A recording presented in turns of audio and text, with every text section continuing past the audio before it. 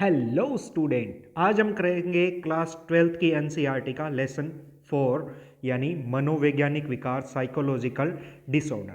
सो बिना किसी देरी के लेट्स स्टार्ट। सबसे पहले समझते हैं कि मनोविज्ञान विकार क्या होता है। यदि किसी व्यक्ति के व्यवहार है वो असामान्य हो, या फिर वो व्यवहार किसी को कष्ट दे, कष्टप्रद हो, या फिर उसकी क्रिया है वो बाधा उत्पन्न करे किसी कार्य के अंदर, या फिर उसका व्यवहार है वो खतरनाक हो, तो इस प्रकार के व्यवहार को हम क्या बोलेंगे? मनोवैज्ञानिक विकार कहा जा सकता है। यानी वो असामान्य हो, कष्ट दे, या फिर वो क्रिया में बाधा बने, कार्य में बाधा बने, या फिर वो डेंजर हो, खतरनाक हो, तो हम इस प्रकार के व्यवहार को मनोवैज्ञानिक विकार की श्रेणी में रखेंगे। अब हम देखते हैं कि जो असामान्य या सामान्य व्यवहार है, इसको भेद करने के लिए दो द्वंद्वात्मक दृष्टिकोण या फिर मॉडल दिए गए हैं। कौन कौन से? पहला है सामाजिक मानकों से विचलित होना, दूसरा है दरनुकूलक यानी मैलाडेप्टिव। पहला सामाजिक मानकों से विचलित होना, यानी जो समाज के मानक हैं, जो सोशल नॉर्म्स हैं, उनकी पालना ना करके किसी ऐसे सोशल नॉर्म से भिन्न व्यवहार करना, वो क्या आएगा? असामान्य व्यवहार की कैटेगरी में आएगा। असामान्य व्यवहार, विचार एवं संवेग वे हैं जो उचित प्रकारों से संबंधित समाज के विचारों से काफी भिन्न होते हैं। जो भिन्न होते हैं वो किस कैटेगरी में आएंगे? असामान्य। और जो दूसरा जो धारणा है, दूसरी जो मूल धारणा है वो है दरनुकूलक यानी मल एडेप्टिव धारणा। और इसके अनुसार ये समाज को नहीं लेके ये कहते हैं कि यदि कोई व्यवहार है वो किसी आपके कार्य में बाधा बने तो वो क्या होगा? असामान्य व्यवहार कहा जाएगा। कोई अनुरूप व्यवहार असामान्य हो सकता है यदि वह दरनुकूलक हो यानी बाधा बने, अर्थात यदि यह इष्टतम प्रकार्य या वृद्धि में बाधा बने तो वो क्या होगा? दरनुकूलक कहलाए जाएगा। दरनुकूलक का ये अपोजिट कौन सा होगा? अनुकूलक। अनुकूलक क्या होगा? वो इसका अपोजिट होगा। यानी जो सामान्य व्यवहार है वो अनुकूलन व्यवहार कहलाया जाएगा, दरु अनुकूलक से अपोजिट। नेक्स्ट हम देखते हैं इनका वर्गीकरण। इनका वर्गीकरण एक तो किया है जो अमेरिका के मनोवैज्ञानिक है उन्होंने, और दूसरा जो WHO के मनोवैज्ञानिक है उन्होंने किया है। तो पहले देखते हैं अमेरिका के मनोवैज्ञानिक ने क्या, जो इनकी ऑफिशियल पुस्तक मैनुअल दी है वो। अमेरिकन साइकेट्रिक एसोसिएशन यानी APA ने विभिन्न प्रकार के मनोवैज्ञानिक विकारों का वर्णन और वर्गीकरण करते हुए एक मैनुअल, ऑफिशियल मैनुअल प्रकाशित की है जिसका नाम है DSM-5, यानी 5 का मतलब है इसका 5वां संस्करण, 5th edition, diagnostic and statistical manual of mental disorder. ये है इस पुस्तिका बुक का नाम। इसके अंतर्गत क्या है? ये 5वां संस्करण है। इसके अंतर्गत विभिन्न प्रकार के मनोवैज्ञानिक जो विकार हैं इनका वर्गीकरण दिया गया है। लेकिन दूसरी जो पुस्तक WHO ने दी है वो भारत और अन्य जो देश है उनके संदर्भ में है। इसमें इन्होंने एक जो पुस्तिका दी है वो है ICD-10 यानी ICD-10, international classification of disease. ये पुस्तिका है। इसका दूसरा नाम भी है जो 10 का मतलब है 10वां संस्करण। दूसरा नाम क्या है? ICD-10 classification of behavioural and mental disorder. तो इसके अंतर्गत ये एक मैनुअल दी गई है। जो किसने दी है? WHO ने। और ये क्या करे? इस मैनुअल के अंतर्गत क्या है? जो मनोवैज्ञानिक विकार है उनका वर्गीकरण किया गया है। अब हमने देख लिया कि वर्गीकरण दो देशों के अंदर या फिर WHO ने या अमेरिका ने कैसे किया है, कौन सी बुक में किया है। अब हम देखते हैं कि इसके कारक क्या क्या हो सकते हैं, यानी असामान्य व्यवहार है इसके क्या कारक हो सकते हैं। तो इसके जैविक कारक भी हो सकते हैं, हम जैविक पढ़ेंगे, मनोवैज्ञानिक पढ़ेंगे, अंतर्वैयक्तिक और सामाजिक सांस्कृतिक कारक भी हो सकते हैं। तो हम 4 कारक पढ़ेंगे। पहले देखते हैं हम जैविक कारक। जैविक कारक या फिर हम बोल सकते हैं इसको जैविक मॉडल, यानी जो जैविक कारक को बताता है वो क्या है? जैविक मॉडल है।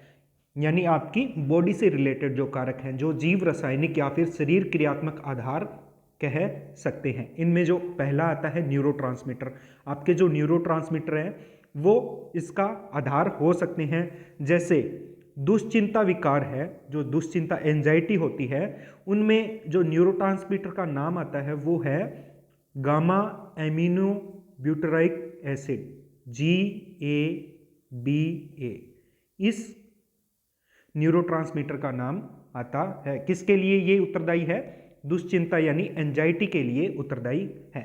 फिर बात करते हैं हम मनोविदालिता, इसका डिटेल में स्टडी करेंगे इसी चैप्टर के अंदर। तो इसके लिए आता है डोपामाइन जो न्यूरोट्रांसमीटर है, ये उत्तरदायी होता है। फिर आता है अवसाद, अवसाद के बारे में आपने सुना होगा, तो इसके लिए जो उत्तरदायी है वो है सीरोटोनिन। कभी कभी कुछ अनुवांशिक कारक भी हो सकते हैं, उनका भी ये भी उत्तरदायी हो सकते हैं किसी व्यवहार या फिर विकार के लिए। तो अनुवांशिक या फिर जीव रासायनिक कारक भिन्न भिन्न प्रकार के मानसिक विकारों जैसे मनोविदालिता, साइजोफ्रेनिया बोलते हैं, इसको आगे स्टडी करेंगे।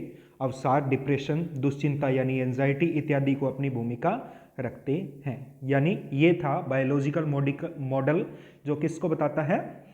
जैविक बायोलॉजिकल फैक्टर को बताता है। अब हम बात करते हैं जो मनोवैज्ञानिक मॉडल है, वो साइकोलॉजिकल मॉडल या फिर मनोवैज्ञानिक मॉडल के अंतर्गत हम मनोगतिकी को पढ़ेंगे, व्यवहारात्मक को पढ़ेंगे, संज्ञानात्मक को पढ़ेंगे और मानवतावादी मॉडल को किस में पढ़ेंगे?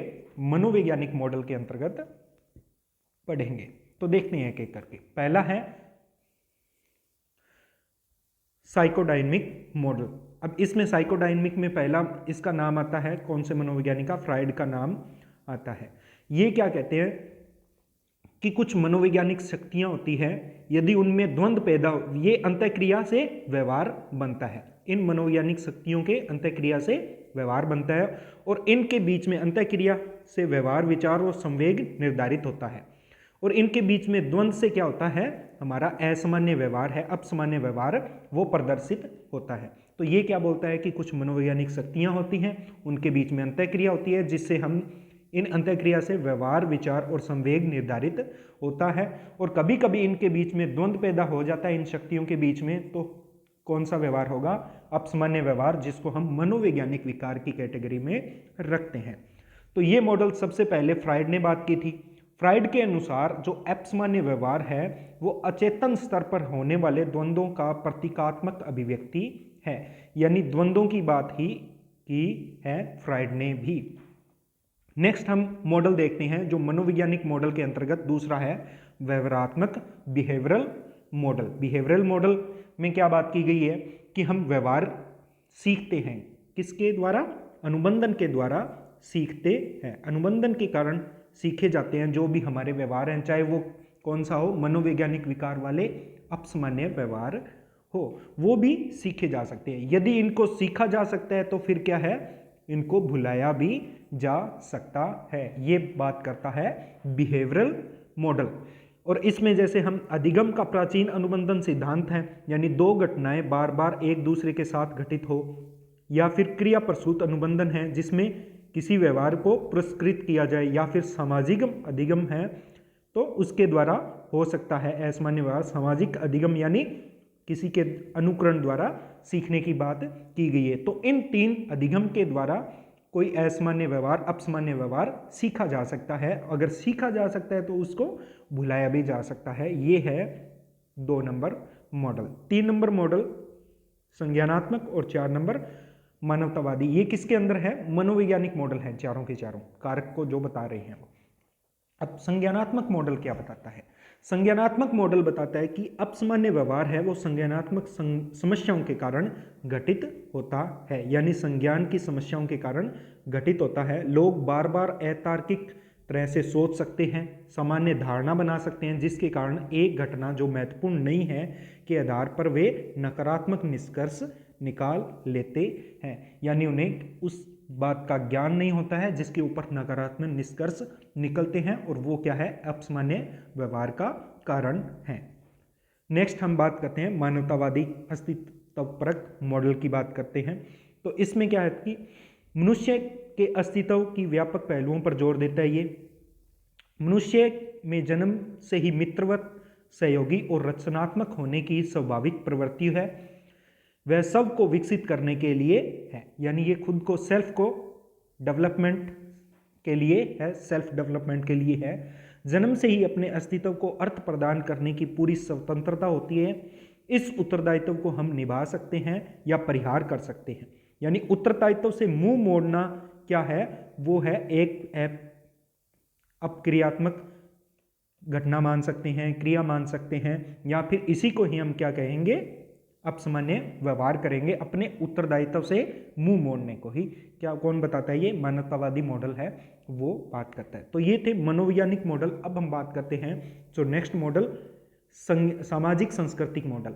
अब सामाजिक सांस्कृतिक मॉडल को आसान भाषा में कहे तो वो है कि समाज की कुछ अपेक्षा होती है कि मानव इस तरह का व्यवहार करे, व्यक्ति इस तरह का व्यवहार करे, लेकिन वो उनकी आकांक्षाओं पर खरा नहीं उतर पाता है, तो वो इस प्रकार का व्यवहार क्या कहलाएगा, जब खरा नहीं उतरेगा तो वो अपसामान्य व्यवहार कहलाया जाएगा। नेक्स्ट है रोग उन्मुखता दबाव मॉडल। कभी कभी किसी में कोई विशेष प्रकार का रोग पाया जाता है जिसके कारण वह सामान्य व्यवहार नहीं कर पाता, तो इसी को ही हम रोग उन्मुखता दबाव मॉडल के अंतर्गत पढ़ते हैं। तो ये थे 4 मॉडल या फिर 4 कारक बताए हैं हमने जो अपसामान्य व्यवहार को प्रदर्शित करने का मुख्य कारण है। अब हम बात करते हैं कि मुख्य मनोवैज्ञानिक विकार कौन कौन से होते हैं। एक एक करके सभी पर बात करेंगे कि मनोवैज्ञानिक विकार कौन कौन से होते हैं। पहला है दुश्चिंता विकार यानी एंजाइटी। एंजाइटी शब्द को भय, आकांक्षा की विस्तृत, अस्पष्ट और अप्रीतिकर भावना के रूप में परिभाषित किया जाता है। एंजाइटी वर्ड आपने बहुत ज़्यादा सुना होगा, बहुत ज़्यादा यूज़ करते हुए लोगों को देखा होगा। एंजाइटी व्यक्ति में निम्न लक्षणों को सम्मिलित किया जाता है, जैसे हृदय गति का तेज होना, सांस की कमी होना, दस्त होना, भूख न लगना, बेहोशी, चक्कर आना, पसीना आना, निद्रा की कमी, बार बार मूत्र का त्याग करना और कंपकंपी आना। तो ये लक्षण किसके हैं, एंजाइटी के लक्षण हैं। अब एंजाइटी में भी विभिन्न प्रकार की एंजाइटी होती है, वो किस किस कारण से होती है या क्या क्या होती है, इनको देखते हैं। पहली है सामान्य जनरलाइज एंजाइटी डिसऑर्डर, जो सामान्य है, सब में मिल सकती है। दीर्घ, अस्पष्ट, अवर्णनीय, तीव्र भय जिसका संबंध किसी वस्तु से नहीं होता है और अति सतर्कता एवं पेशीय तनाव होता है, यह सामान्य प्रकार का है। आंतकी यानी पैनिक डिसऑर्डर, ये थोड़ा पैनिक हो गया, यानी बार बार दुश्चिंता के दौरे पड़ना, बार बार दौरे पड़ते हैं, दहशत में रहता है बंदा, ठीक है। इसके अलावा सांस फूलना, धड़कन, कंपन, चक्कर आना, नियंत्रण खो देना और मृत्यु तक का भाव होना, ये क्या है, पैनिक डिसऑर्डर के अंतर्गत बोलते हैं। यानी थोड़ा ज़्यादा क्रिटिकल हो गया, एक स्टेप ज़्यादा चला गया, एंजाइटी ज़्यादा पैनिक हो गई। अब हम बात करते हैं फोबिया। फोबिया भी क्या है, एक एंजाइटी का प्रकार है। फोबिया का मतलब किसी से डर लगना, भय लगना। दुर्भीति यानी फोबिया बहुधा धीरे धीरे सामान्यकृत दुश्चिंता विकार से उत्पन्न होता है, यानी एंजाइटी से उत्पन्न होता है। ये 3 प्रकार के माने जा सकते हैं, विशिष्ट, सामाजिक और विवृत्ति। देखते हैं कौन कौन से, विशिष्ट, सामाजिक और विवृत्ति भी। विशिष्ट स्पेसिफिक फोबिया क्या होता है कि किसी विशिष्ट वस्तु या फिर व्यक्ति से डर लगना, भय लगना, वो क्या है, विशिष्ट फोबिया। जैसे किसी को कुत्तों से डर लगता है कि बस कुत्ता देख लिया उसे डर लगना, किसी वस्तु से डर लगना, तो वो क्या है, एक विशिष्ट फोबिया। जैसे आग से डर लगना, ठीक है, तो वो क्या हो गया, स्पेसिफिक फोबिया हो गया। फिर आते हैं सामाजिक दुश्चिंता विकार यानी सोशल फोबिया। तो इसमें क्या होता है, दूसरों के साथ बर्ताव करते समय तीव्र एवं अक्षम करने वाला भय एवं उलझन अनुभव करना, यानी दूसरों से बात करने में भी भय लगना, तो वो क्या है, सामाजिक दुश्चिंता विकार। अब बात करते हैं हम एग्रोफोबिया की। एग्रोफोबिया की बात करते हैं। लोग अपरिचित परिस्थितियों में प्रवेश करने से भय से ग्रसित हो जाते हैं, और इस प्रकार जो एगोराफोबिया है, एगोराफोबिया से ग्रसित अधिकांश लोग अपने घर से निकलने में घबराते हैं, यानी घर पे रहना ही, अकेले रहना पसंद करते हैं। अब बात करते हैं हम एक अन्य जो एंजाइटी है वो कौन सी है, सेपरेशन एंजाइटी डिसऑर्डर, यानी अलग होने का डर। अपने जो जिनसे हमें प्रेम है उनसे अलग होने का डर, वो क्या है, सेपरेशन एंजाइटी डिसऑर्डर के अंतर्गत पड़ते हैं। बच्चों को एक कमरे में अकेले रहने की आदत होती है या फिर अकेले रहने में कठिनाई हो सकती है। अकेले रहने और अकेले विदा ले जाने में कठिनाई हो सकती है, वो किसमें है? सेपरेशन एंजाइटी डिसऑर्डर में। वो अपने जो माता पिता है या फिर जो अपने जो जिनसे प्रेम करते हैं उनसे अलग होने का डर लगा रहता है उनके मन में, तो ये होता है सेपरेशन एंजाइटी डिसऑर्डर में। नेक्स्ट, एंजाइटी के बाद में हम पढ़ते हैं मनोग्रसित बाध्यता तथा इससे संबंधित विकार।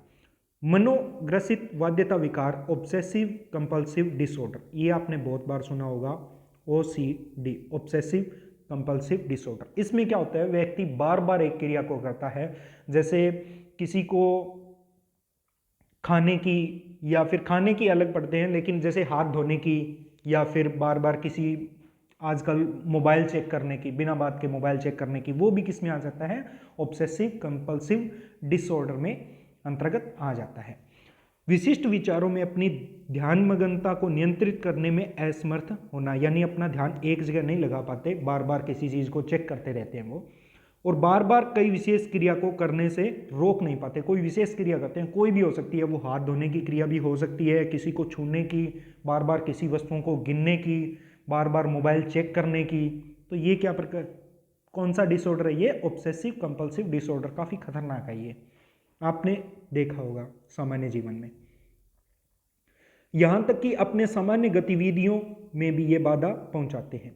किसी विशेष विचार या विषय पर चिंतन को रोक पाने की असमर्थता को क्या बोलते हैं? ऑब्सेसिव बिहेवियर कहते हैं। यानी अपने आप को रोक न पाना किसी क्रिया के लिए, किसी विचार के लिए, उसको बोलते हैं ऑब्सेसिव बिहेवियर। और किसी व्यवहार को बार बार करने की आवश्यकता की बाध्यता को क्या बोलते हैं? Compulsive behaviour. तो इसमें ऑब्सेसिव बिहेवियर और कंपल्सिव बिहेवियर दोनों प्रकार का बिहेवियर पाया जाता है, इसलिए इस डिसऑर्डर को बोलते हैं ऑब्सेसिव कंपल्सिव डिसऑर्डर। कई तरह की बाध्यता में गिनना, आदेश देना, जांचना, छूना, हाथ धोना सम्मिलित है। इस श्रेणी में शामिल अन्य विकार है जमाखोरी का विकार, यानी जमाखोरी करना, वो क्या है? वो भी एक ऑब्सेसिव कंपल्सिव डिसऑर्डर है। खुद के बाल खींचना, या फिर जो नाखून है इसके पास से त्वचा को उधेड़ना वाला विकार, वो भी क्या है? OCD के अंतर्गत आता है। नेक्स्ट हम बात करते हैं अभिघात या दबाव कारक विकार। अभिघात, उत्तर अभिघात दबाव कारक विकार, ये आपने सुना होगा, इंग्लिश में बोलते हैं इसको पोस्ट ट्रॉमेटिक स्ट्रेस डिसऑर्डर, यानी PTSD। ये सामान्यतः कब देखा जाता है?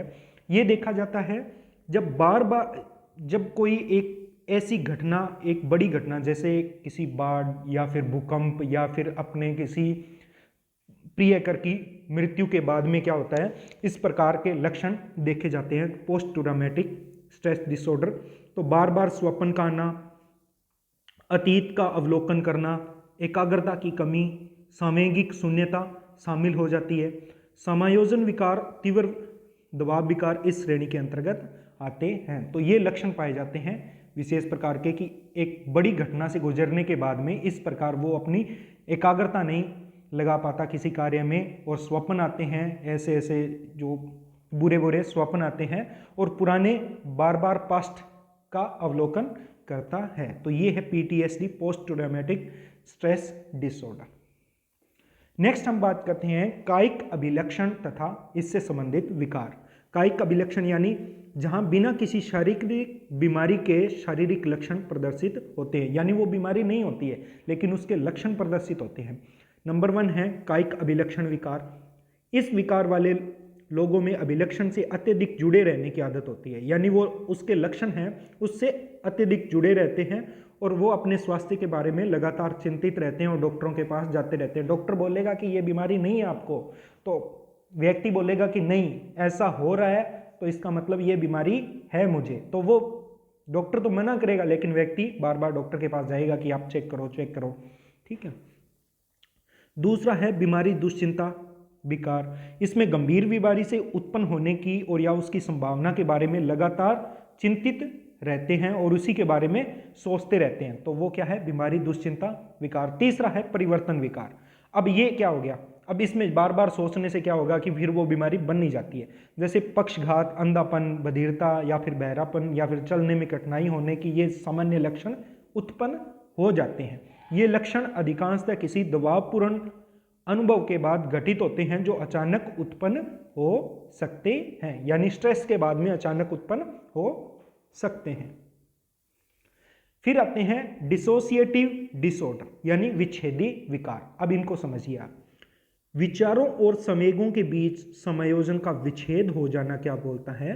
विच्छेदन डिसोसिएटिव डिसऑर्डर के अंतर्गत पढ़ते हैं। यानी विचार अलग और संवेग अलग, उनके बीच में कॉम्बिनेशन या फिर संयोजन नहीं होगा, तो वो क्या होगा? डिसोसिएटिव डिसऑर्डर होगा। पहला क्या है इसमें? विच्छेदी स्मृति लोप, यानी स्मृति का ही लोप हो जाए। किसी विशिष्ट जो पास्ट के अंदर कोई घटना है, लोग है या फिर वस्तु है, वो याद नहीं रहे, लेकिन बाकी सारी घटनाएं याद ठीक है, लेकिन किसी विशेष लोग, स्थान या फिर वस्तु को याद नहीं रहे, यानी संवेग और विचारों का विच्छेद हो गया। दूसरा है विच्छेद पहचान विकार। अब इसमें क्या होता है कि खुद की पहचान भूलकर किसी और की पहचान अपना लेना। ऐसा तब होता है कि पास्ट के अंदर कोई ऐसी घटना से जुड़े रहे हम जो कि बहुत ही भयानक हो या फिर दर्दनाक हो, तो हम तो क्या करता है कि व्यक्ति उस पात्र में घुस जाता है जिसमें के साथ ऐसी घटना हुई हो। तो ये प्रकार की सबसे नाटकीय होती है, इसको बोलते हैं बहुव्यक्तित्व वाला डिसोसिएटिव आइडेंटिटी डिसऑर्डर। ये इसके ऊपर एक दो मूवी भी बनी हुई है, मूवी के अंतर्गत भी लिया गया है। अगर आपने देखी हो तो आप कमेंट करके जरूर बताएं। तो इसमें व्यक्ति क्या होता है कि अपने व्यक्तित्व को छोड़ के किसी और का व्यक्तित्व, पर्सनैलिटी को जीने लगता है, कोई पास्ट का हो सकता है। तीसरा है व्यक्तित्व लोक या सब अनुभूति लोक विकार, डीपर सेंसेशन। इसके अंतर्गत क्या होता है कि व्यक्ति अपने आप को वो मानने लगता है जो वो अपने बारे में सोचता है, वो मानने लगता है। ये एक स्वप्न जैसी अवस्था होती है, यानी अपने आप को वैसा प्रत्यक्षण करने लग जाता है जैसे वो सोचता है। खुद का व्यक्तित्व भूल के जो वो सोचता है वो खुद को मानने लग जाता है। जैसे कि कोई डॉक्टर है नहीं और खुद को डॉक्टर मानने लग गया। तो इस प्रकार के व्यक्तित्व को क्या बोलते हैं? व्यक्तित्व लोप या फिर स्वानुभूति लोप विकार, डीपर सेंसेशन। अब बात करते हैं हम डिप्रेशन यानी अवसादी विकार की बात करते हैं। अवसाद एक लक्षण या फिर एक विकार कह सकते हैं। अवसाद एक लक्षण भी हो सकता है और एक विकार भी हो सकता है। मुख्य भावदशा विकारों में अवसादी, उन्मादी और द्विध्रुवीय विकार होते हैं। भावदशा के जो विकार हैं उनमें अवसाद भी होता है, उन्माद भी होता है और द्विध्रुवीय भी होता है। मुख्य अवसादी विकार, मेजर डिप्रेशन डिसऑर्डर। अधिकांश गतिविधियों में अभिरुचि एवं आनंद नहीं आता। जो डिप्रेशन होगा, ना तो उसको किसी गतिविधि में रुचि आएगी, ना ही किसी में आनंद आएगा। उनके भार में परिवर्तन होने लगता है, लगातार निद्रा जैसी समस्या आती है, यानी या तो वो ज़्यादा सोएगा या फिर सोएगा नहीं। उनमें थकान जैसी समस्याएं आती है, वो चिंतन, स्पष्ट रूप से चिंतन करने में असमर्थ होते हैं और धीरे धीरे अत्यधिक दोष और निकम्मेपन की भावना भी विकसित हो जाती है। तो ये क्या है? डिप्रेशन का एक लक्षण मान सकते हैं। नेक्स्ट हम विकार पढ़ते हैं द्विध्रुवीय। ये भी एक मनोदशा का विकार है। द्विध्रुवीय जो फर्स्ट विकार है, द्विध्रुवीय फर्स्ट विकार, द्विध्रुवीय सेकंड और चक्र विक्षिप्ति विकार, ये तीन प्रकार के विकार किसमें आते हैं? द्विध्रुवीय या फिर इससे संबंधित विकार है। द्विध्रुवीय फर्स्ट विकार में उन्माद और अवसाद दोनों अवस्था समाहित होती है, यानी उन्माद भी होगा और अवसाद भी होगा। एक ऐसी अवस्था हम आगे पढ़ेंगे। द्विध्रुवीय भावदशा विकार को पहले उन्माद अवसाद विकार भी कहा जाता था, यानी उन्माद और अवसाद दोनों है तो उन्माद अवसाद विकार भी कह देते थे इसको। नेक्स्ट हम बात करते हैं मनोविदालिता या फिर इससे रिलेटेड कुछ विकार के बारे में। ये इंपॉर्टेंट है और थोड़ा डिटेल में भी है, यानी पागल लोग हैं वो इसी के अंतर्गत आते हैं। सारे मनोविदालिता वाले लोग पागल नहीं होते, लेकिन पागल इस कैटेगरी के अंतर्गत आते हैं। देखते हैं कहाँ पे।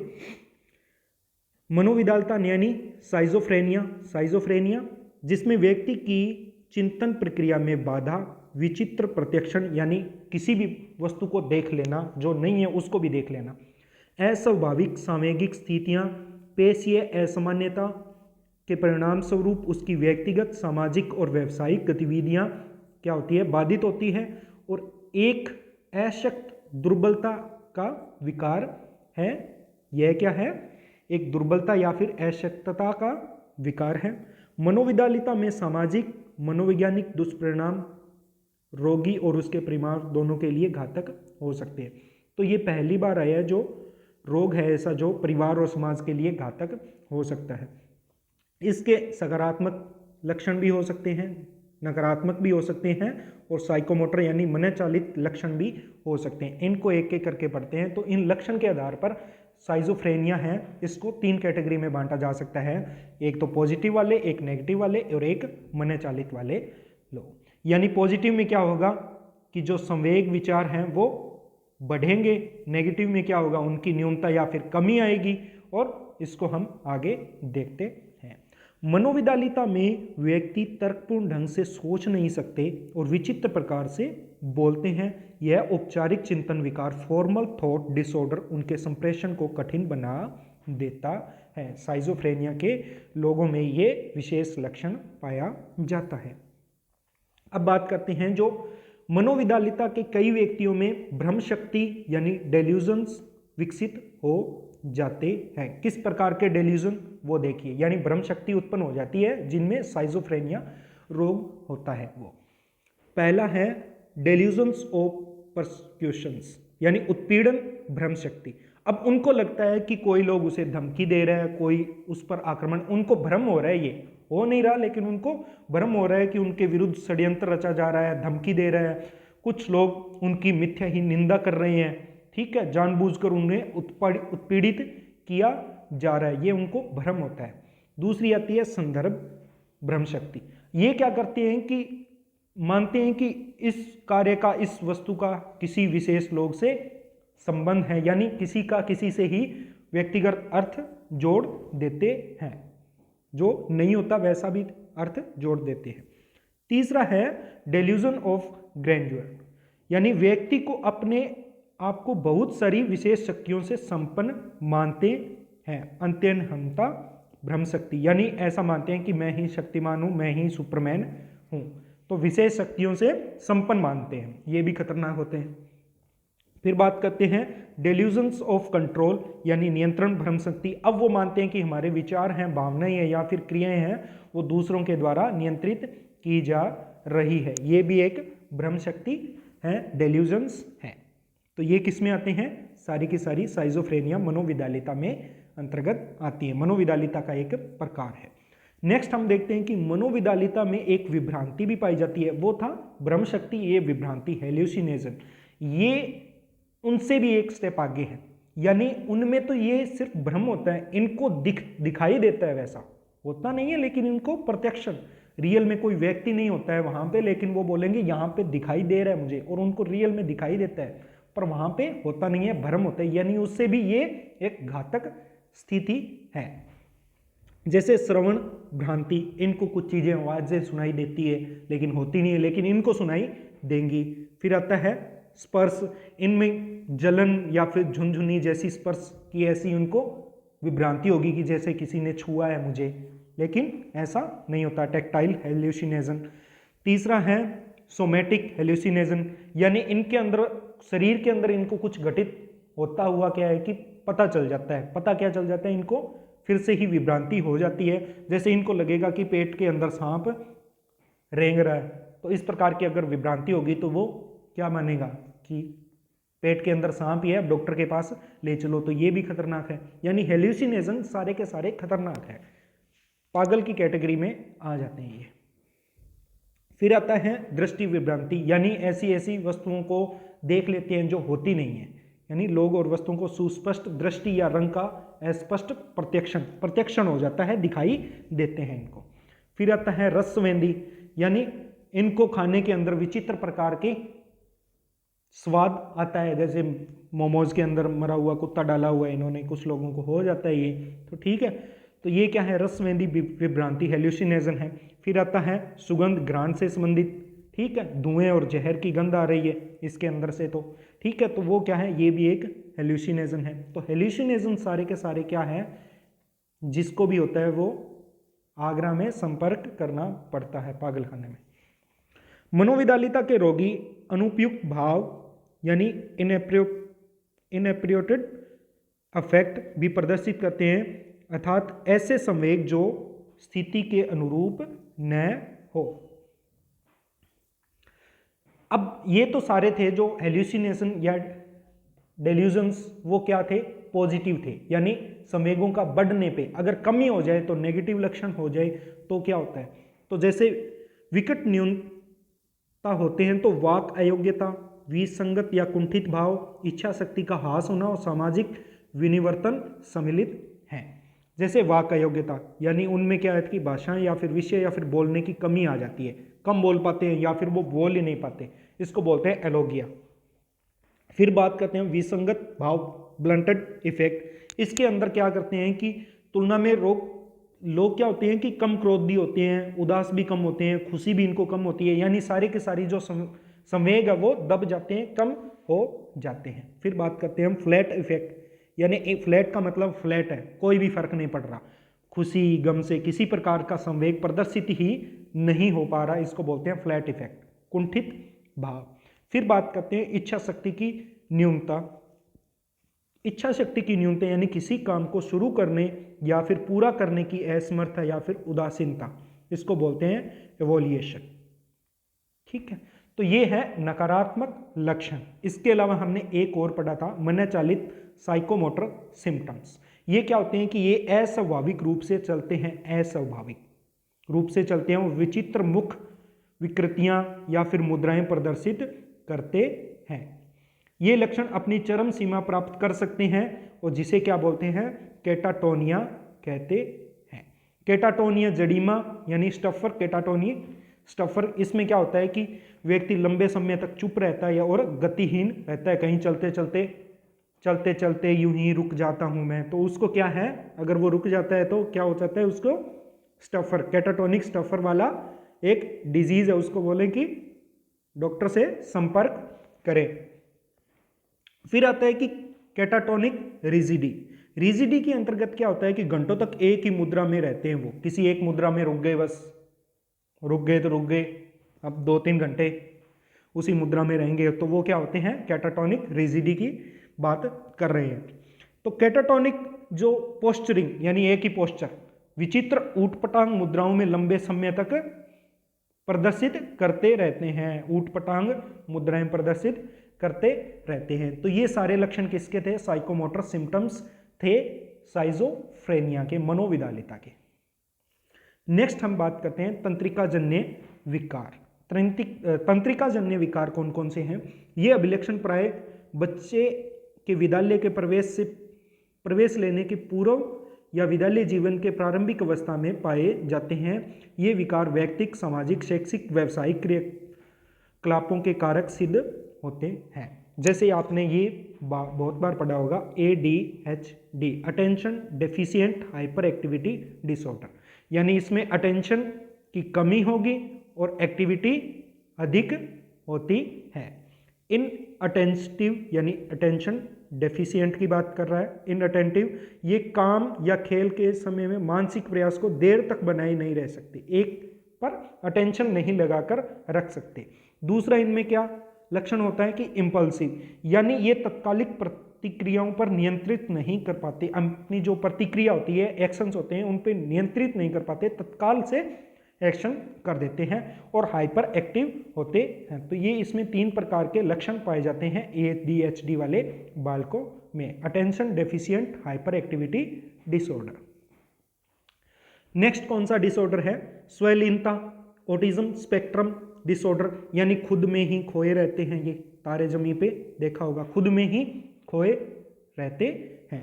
फिर आता है बौद्धिक अशक्तता। बौद्धिक अशक्तता में यानी जिनकी IQ है वो 70 से कम पाई जाती है, वो क्या है, बौद्धिक अशक्त बालक है। फिर बात करते हैं विशिष्ट अधिगम विकार, यानी व्यक्ति को पढ़ने लिखने या फिर गणित की कौशलों को समझने में समस्या का उत्पन्न होता है, वो क्या आते हैं, अधिगम विकार के अंतर्गत पढ़े जाते हैं। नेक्स्ट हम बात करते हैं हानिकारक या फिर विघटनकारी आवेग नियंत्रक या फिर आचरण वाले विकार। सबसे पहले आता है इसके अंदर ODD, अपोजिशनल डेफिएंट डिसऑर्डर, विरुद्धक अवज्ञाकारी विकार। अवज्ञाकारी यानी अवज्ञा तो होगी ही, आज्ञा की अनुपालना नहीं होगी।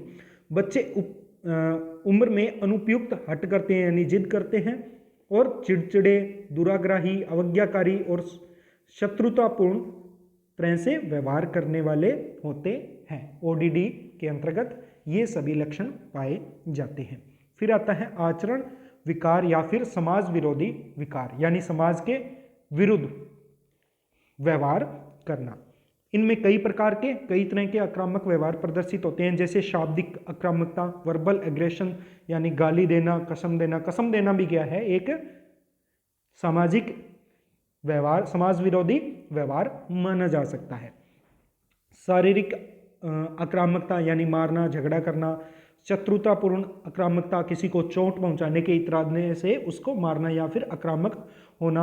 अगरलक्षी आक्रामकता यानी बिना उकसाए भी दूसरे लोगों को धमकाना, डराना और उन पर प्रभावी होना, ये क्या है, अगरलक्षी आक्रामकता आते हैं, जो कि समाज विरोधी व्यवहार हैं। नेक्स्ट हम बात करते हैं पोषण से संबंधित व्यवहार। ये कौन कौन से होते हैं, इनको ईटिंग डिसऑर्डर्स भी बोलते हैं। पहला है एनोरेक्सिया नर्वोसा, दूसरा है बुलिमिया नर्वोसा। एनोरेक्सिया नर्वोसा के अंतर्गत क्या होता है कि व्यक्ति अपने आप को मोटा मानता है और वो खाना छोड़ देता है, कम खाता है और अपना वजन घटा लेता है और भूखा रहता है अधिकतम टाइम तक, और इस स्थिति में उसकी मृत्यु की स्थिति भी आ सकती है। तो ये क्या है, एनोरेक्सिया नर्वोसा की कैटेगरी में माना जाएगा उस व्यक्ति या बच्चे को। फिर बात करते हैं बुलिमिया नर्वोसा। बुलिमिया नर्वोसा इसका उल्टा होता है। वो क्या करता है कि अत्यधिक खाता है, खा सकता है, बहुत अधिक मात्रा में खा सकता है। मूत्रवर्धक दवाएं का सेवन या फिर उल्टी करके खाना, यानी खाने की आदत होती है, बस खाना है चाहे उल्टी कर दे जाए, ठीक है। ज़्यादा खाना, पेट साफ करने की दवाई लेता है वो, तनाव, नकारात्मक संवेगों को अपने को आपको मुक्त महसूस करता है, यानी खा के वो मानता है कि बस अब तो सारे संवेग हैं वो चले गए, नकारात्मक या फिर टेंशन खत्म हो गई। खाने से वो क्या मानता है कि टेंशन खत्म होती है खाने से, ठीक है। फिर आता है अनियंत्रित भोजन, बिंज ईटिंग, यानी दिन के 24 घंटे है तो 24 बार खाना खाएगा वो। तो ये आते हैं बिंज ईटिंग, अनियंत्रित भोजन के कैटेगरी में। अब बात करते हैं मादक द्रव्य से संबंधित जो व्यसनकारी विकार है। व्यसनकारी यानी जिनकी लत लगती है। तो व्यसनकारी व्यवहार चाहे उच्च कैलोरी वाला भोजन करना हो जिससे अत्यधिक वजन बढ़ जाता है, या फिर मद्य, कोकीन का दुरुपयोग करना शामिल है, यानी जिनकी आदत लग जाती है वो क्या है, व्यसनकारी विकार हैं। यानी वो क्या करते हैं, कभी कभी की उच्च कैलोरी वाला भोजन करने की आदत लग जाती है कि हाँ अत्यधिक वजन बढ़ जाता है, या फिर मद्य या फिर कोकीन खाना लेना, वो भी क्या है, दुरुपयोग करना, वो भी मादक द्रव्य या फिर व्यसनकारी विकार के अंतर्गत आते हैं। नियमित रूप से लगातार मादक द्रव्यों के सेवन के उत्पन्न से धर्मानुकूलक व्यवहारों से संबंधित विकारों को मादक द्रव्य से संबंधित तथा व्यसनकारी विकार कहा जाता है। यानी जो आपके कार्यों में क्या बने, बाधा बनाए, वो कौन से होते हैं व्यवहार, दुर्नुकूलक व्यवहार होते हैं। इन विकारों से होने वाली समस्या व्यक्ति के शराब, कोकीन, तंबाकू, ओपियोइड जैसे मादक द्रव्यों के सेवन और दुरुपयोग से संबंधित होती है। तो ये थे साइकोलॉजिकल डिसऑर्डर आपकी बुक के एनसीईआरटी के 4th चैप्टर में जो दिए हुए थे। आई होप आपको समझ में आया होगा। अगर आपको किसी भी प्रकार का डाउट हो तो आप नीचे कमेंट करके पूछ सकते हैं। मिलते हैं नेक्स्ट वीडियो में जल्द ही, तब तक के लिए स्टे ट्यून।